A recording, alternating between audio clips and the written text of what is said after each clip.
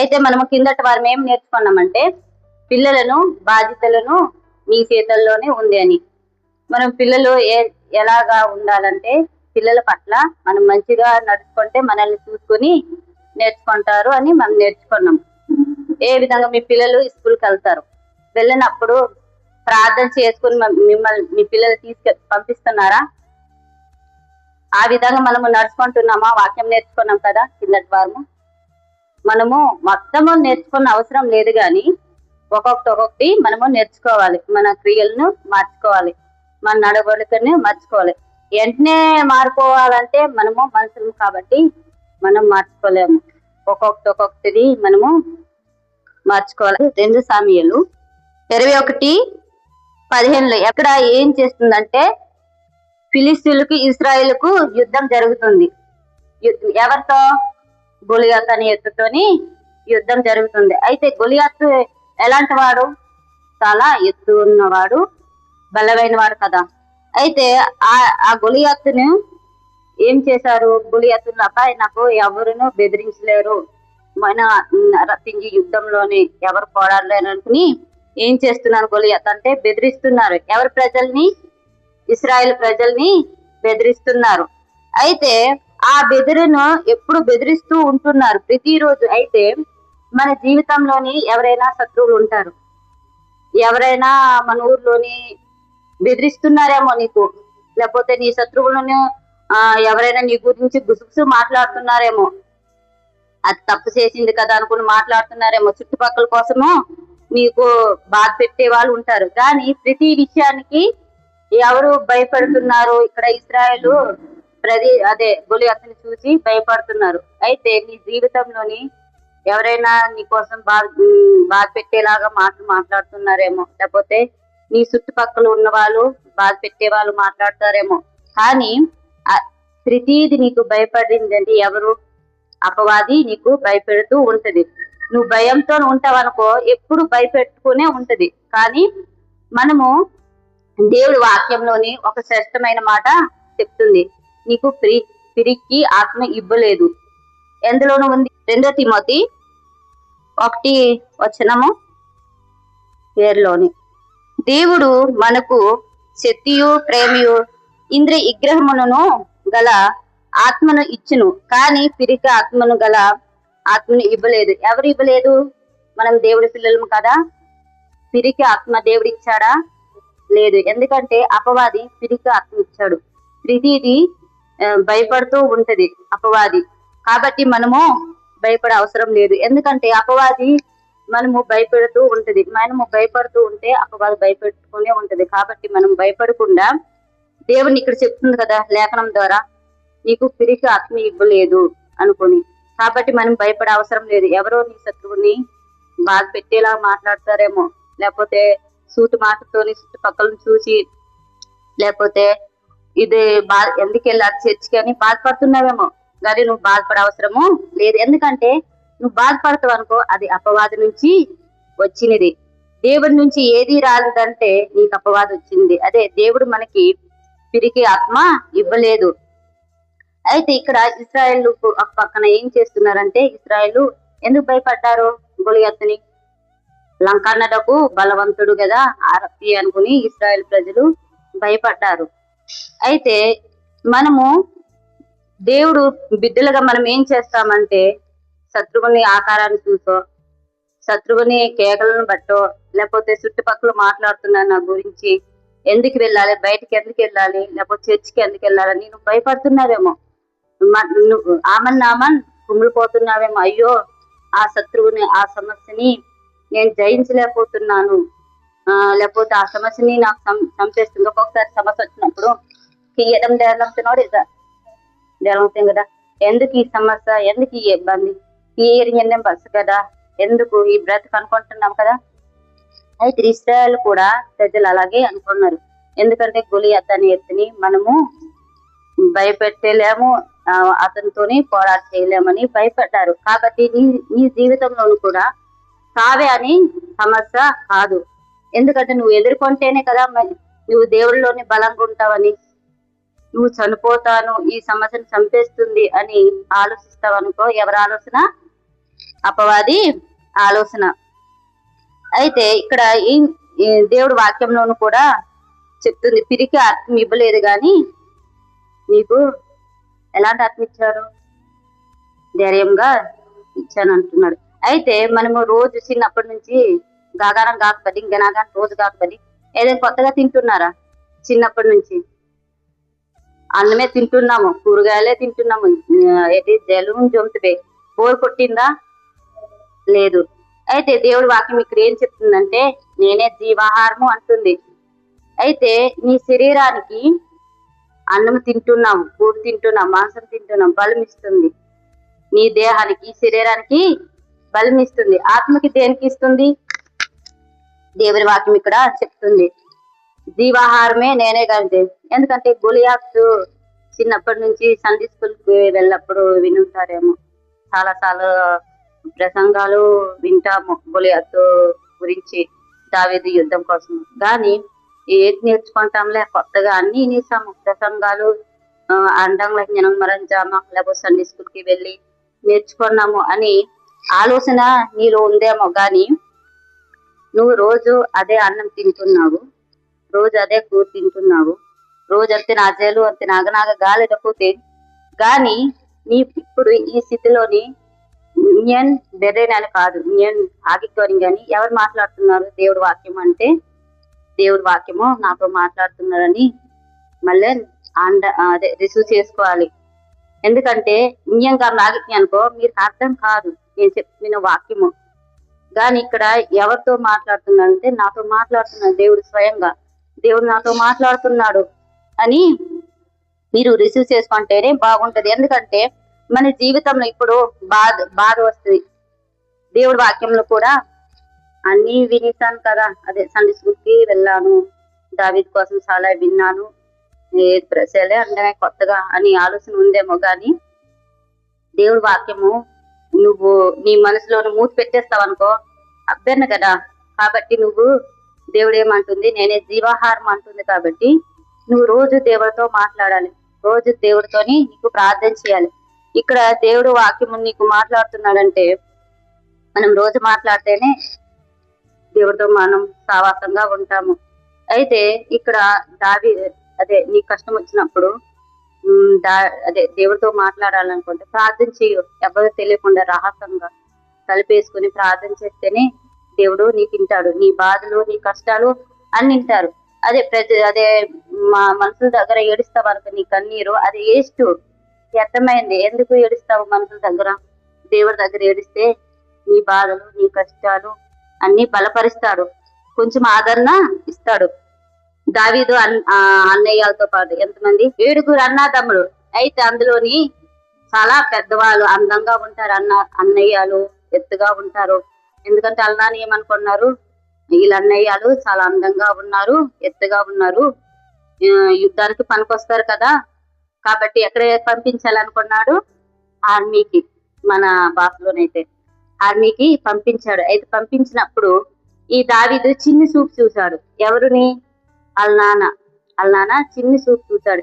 ఎందుకంటే దావీదు ఏం పనికిరాడు, ఇతను ఏమి పనికిరాడు. కాబట్టి గొర్రెలు కాకుండా మనము దగ్గర పెట్టేద్దామా, పంపించేద్దాం అనుకుని ఏం చేశాడు? అడవికి పంపించాడు దావీదును. అయితే అడవికి పంపించినప్పుడు దావీదు, నానా నాకు ఎప్పుడైనా బైబిల్లో గాని లేకపోతే జ్ఞానమరించే నోటి నుంచి దావీదును అల్లాతోని దెబ్బలాడుకోవడం గాని పోట్లాడుకోవడం గాని వాక్యంలో చెప్పారా? చెప్పలేదు. ఎందుకంటే నాన్న ఎక్కడ పెట్టాడు అక్కడే దావీదును ఉన్నాడు. ఎందుకంటే మనము ఒక్కొక్కసారి స్త్రీలు మనం నేర్చుకోవాలి. ఎందుకంటే సొనం బాంజీ అభ్యర్థ మాన్యబేసి. ఎందుకంటే మనము అంశలోది కానీ అంశలోది ఉంటున్నామా, అబ్బాయిలాగే మనం మాట్లాడుతున్నాము, అబ్బాయిలాగే మనం నడుచుకుంటున్నాము. కానీ మనం దేవుడు ఏ ప్లేస్ లో పెట్టాడు? నువ్వు స్త్రీగా ఉండు. స్త్రీగా ఉన్నప్పుడు ఏం పరిపాలించాలన్నాడు?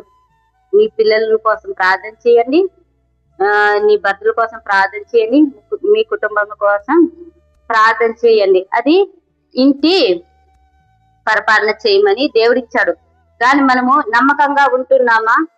భర్తలను మనము ఎదిరిస్తాము, మనము అబ్బాయిలాగా మనం మాట్లాడుతున్నాము. కానీ అక్కడ దావీదు ఏం చేశాడంటే, నాన్న నాకు గొర్రెలు కాపురి పెట్టావు కదా, నాకెందుకు మా అన్నయ్యలాగా నాకు చదివించచ్చు కదా, లేకపోతే ఆర్మీకి పంపించవచ్చు కదా అని గొడవ చేయలేదు దావీదుని. కానీ ఎంత నమ్మకంగా ఉన్నాడు దావీదు తండ్రి మీద, అంత నమ్మకం ఉన్నాడు. కాబట్టి మనము దేవుని సన్నిధిని వెళ్ళినప్పుడు అడగాలి. ఎందుకంటే దేవా నేను ఏ ప్లేస్ లో పెట్టావు ఆ ప్లేస్ లోని నాకు నమ్మకంగా ఉంచమని మనము అడగాలి. కానీ మనము ఒక్కొక్కసారి మన జీవితంలో కూడా తప్పిపోయే వాళ్ళము ఉంటున్నాము. కాబట్టి దావీదు జీవితంలో కూడా తప్పలేదు. ఎందుకంటే వాళ్ళు నన్ను గొర్రెలు కాపుడు పెట్టారు కాబట్టి గొర్రెల్ని కాచుకొని ఉన్నాడు. అయితే మనము ఇక్కడ దావీదును గులియాతు కోసము మనం నేర్చుకున్నాం. ఎందుకంటే మన అవసరానికి అదే అన్నలకి వెళ్ళిపోయారు కదా, ఒంటిగా మొదలు యుద్ధానికి పనికొస్తారు. అలన్నయ్యాలు అయితే అందంగా ఉన్నారు, ఎత్తుగా ఉన్నారు, పర్లేదు అనుకుని వెళ్ళారు. కాబట్టి ఇక్కడ ఏం చేశారంటే చాలా రోజులు అయింది అలన్నయ్యాలు రాకుండా. అయితే ఆ నాన్న గుగ్గు అయితే దావీదు అమ్మా బాబురా గమల ఆగినప్పుడు ఏదైతే మీ అన్నయ్యలు ఎందుకంటే చాలా రోజులు యుద్ధానికి వెళ్ళాలి, ఇంకా రాలేదు కాబట్టి మీ అన్నయ్యల దగ్గర నువ్వు వెళ్ళాలి, కొన్ని తీసుకెళ్ళాలి అని బరువులు పంపించారు.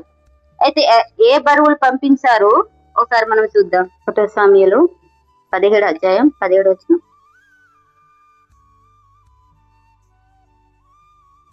యెష్షయి తన కుమారుడైన దావీదును పిలిచి, నీ సోదరుల కొరకు వేసిన గోధుమలను 1 9 ఈ 10 రొట్టెలను తీసుకుని దొండమలను నిన్ను నీ సోదరుల దగ్గరను త్వరగా పొమ్మను గమితే.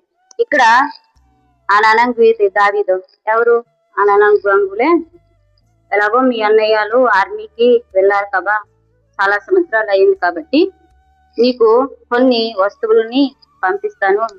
గమలాగితే నాన్న నాకేం పనకరాదు కదా, నేను పంపించలేదు, నేను చదివించలేదు అనుకోకుండా, నాకు గొర్రెలు కాపురు పెట్టావు కదా అనుకోకుండా, గొడవ చేయకుండా ఏం చేశాడు, వాళ్ళ నాన్న మాట విని తీసుకెళ్తానని దావీదుని ఇక్కడ చెప్తున్నారు. ఎందుకంటే చాలా సార్లు వాళ్ళ నాన్న నమ్మకాన్ని ఇక్కడ నేర్చుకుంటున్నాము. దావీదుని ఎప్పుడైనా గొడవ చేశాడని మనము ఎప్పుడు వాక్యంలోనే కానీ ప్రసంగాల దగ్గర జనమరించామా అన్నంటంలో కానీ ఎంత నమ్మకంగా దావీదు జీవితంలోని చాలా సార్లు మనము వినుంటాము, చాలా సార్లు గొప్పగా మనం వినుంటాము. కాబట్టి ఇక్కడ గొర్రెల కాపర్ను పెట్టావు కదా, నాకు ఇప్పుడు నా అవసరానికి వచ్చిందా ఎగ్జామ్లవి వాళ్ళు నాకు చెప్పిన మాట వెళ్ళి నమ్మకంగా చేశాడు. అయితే అదే దావీదుని గొర్రెల కాపరి కదా, గొర్రెల కాపరిగా ఉన్నప్పుడు ఒక ఎలుగుబంటిని ఒక సింహాన్ని వచ్చినప్పుడు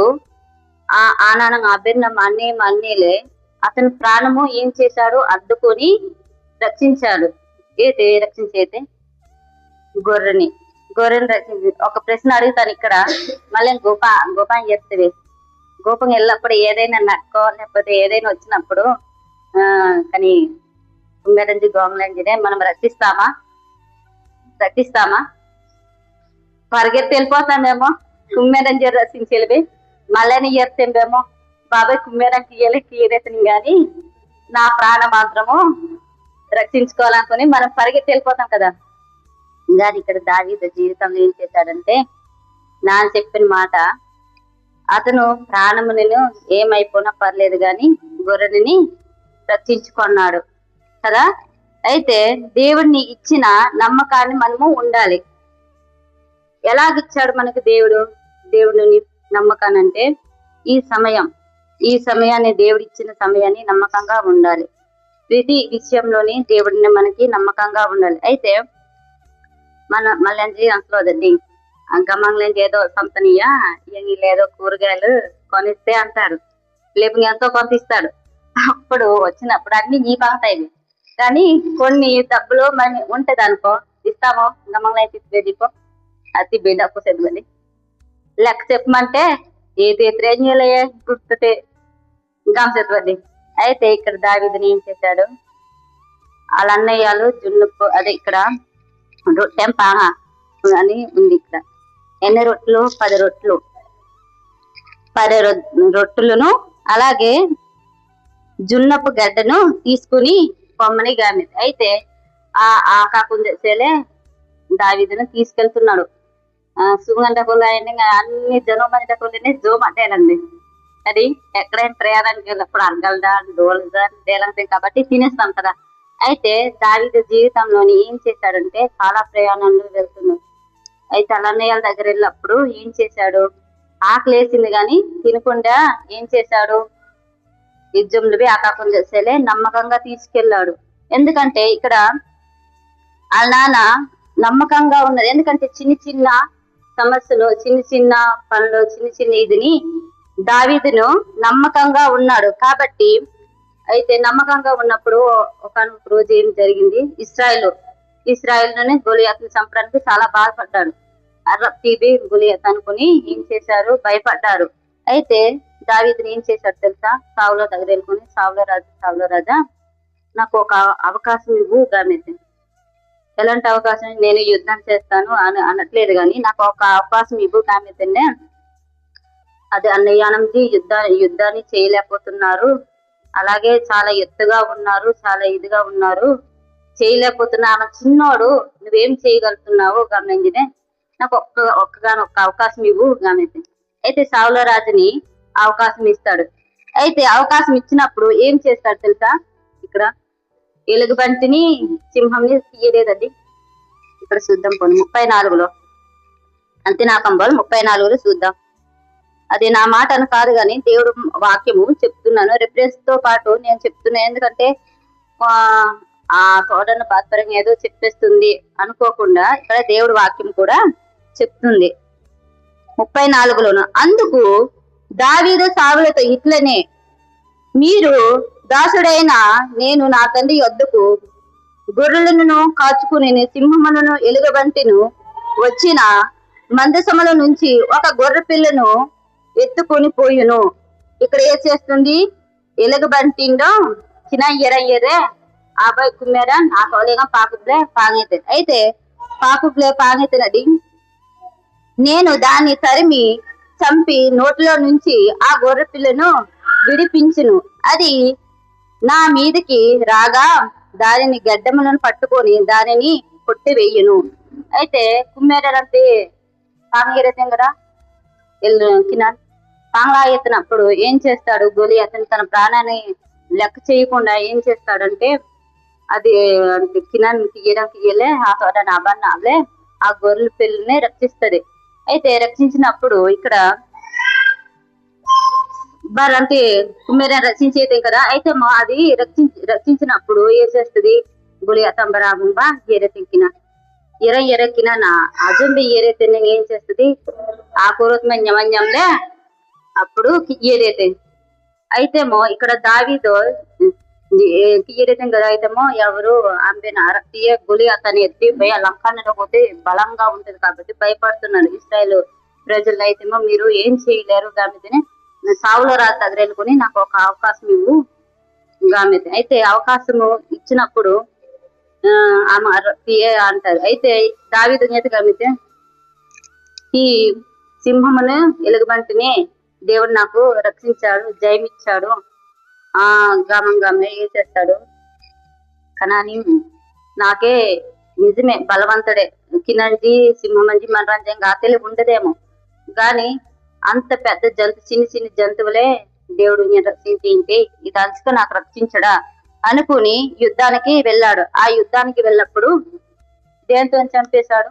అరేగం బాధే చెట్లబాడు బాధే ఎక్కడ ఆత్మీయతం తీయలే నాతరింకాది నాతృయతే తీయలే. అయితే మనము చిన్న అదే మనము బాధలో పెద్ద సమస్య వచ్చిందేమో, లేకపోతే పెద్ద అసూయేమో సంవత్సరమో లేకపోతే 2 సంవత్సరాలేమో అసూలట పోతామేమో, లేకపోతే పెద్ద సమస్య వచ్చిందేమో, లేకపోతే ఏదో కారణాలు వచ్చిందేమో. కానీ నువ్వు మనుషుల దగ్గర వెళ్ళ అవసరం లేదు. నీకు దేవుడి దగ్గర నువ్వు వెళ్ళి ప్రార్థన చేయాలి. దేవా నాకు ఈ సమస్య ఉంది, ఈ సమస్య వల్ల నేను బయటపడలేకపోతున్నాను, నేను నీకు ఆరాధించలేకపోతున్నాను, ప్రార్థన చేయలేకపోతున్నాను, ఈ సమస్యల నుంచి నాకు దూరం చేయు అని ప్రార్థన చేస్తే నీ దేవుడు ఖచ్చితంగా స్వస్థపరుస్తాడు. ఎందుకంటే మనకి హాస్పిటల్కి వెళ్తాము, ఏదో అసూలం అమన్ భయ జ్వరంలో ఉన్నావు కదా, నీకు ఆరోగ్యం తీయతం, రేపో మాపు నువ్వు చనిపోతావు, ఈ జబ్బు ముదిరిపోయింది అంటారు. డాక్టర్ ఉంది కదా, ముందు వస్తే ఏదో మెడిసిన్ ఇచ్చుకొని బాగా చేస్తామేమో అంటారు. కానీ మన దేవుడు, నీ దేవుడు, నా దేవుడు ఎప్పుడైనా నువ్వు రా, ఆ రోగానికి ఈ రోగానికి నేను స్వస్థత పరుస్తానన్నాడు. నేను ఎప్పుడైనా పెద్ద రోగమైనా చిన్న రోగమైనా నేను స్వస్థపరుస్తాను అన్నాడు దేవుడు. కాబట్టి మనము మనుషులను జయించే అవసరం లేదు, మనుషులను మనం చెప్పే అవసరం లేదు. మనరాజు చెప్పలేంటే నీ గురించి చెప్తే వరకు ఈ రోజు నీ నోటితోనే అయ్యో అంటారు, కానీ ఆ నోటితోని పక్కన వాళ్ళు తెలిసి చెప్పుకుంటారు. కాబట్టి నీకు మనుషుల దగ్గర నువ్వు మాట్లాడే అవసరము లేదు. ఎందుకంటే దేవుడి దగ్గర నీ కన్నీరు కారిస్తే నీ సమస్యలు బాధానం గితుమని గోసోరేతం. కాబట్టి దేవుడి మీద ఆధారపడి ఉండు, దేవుడి మీదే భారం పెట్టుకొని ఉండు. ఎందుకంటే ప్రతిదీ స్వస్థపరుస్తాను గామిది నా జబ్బు ఉన్నావు నేను స్వస్థపరుచును అనలేదు, కానీ నువ్వు ప్రతిదీ ఏ చేసినా నేను స్వస్థత పరుస్తాను అన్నాడు. కాబట్టి మన జీవితంలోని ఎన్ని కష్టం వచ్చినా బాధ వచ్చినా దేవుడి మీద మాత్రం రహస్యంగా మనం ప్రార్థన చేయాలి. ఏం గర్భేరంగడ గలమాయి గర్భేరంగడ అమ్మనే వాక్యం తెలియదు కదా అని కాదు. మనము వాక్యము తెలిసినా తెలియకపోయినా ప్రతిది మనకు దేవుడు ఇచ్చాడు. ఏ జ్ఞానము ఆమె కెంకెన్నం గలం, ఆ కెంకెంతో సువార్త చెప్పు.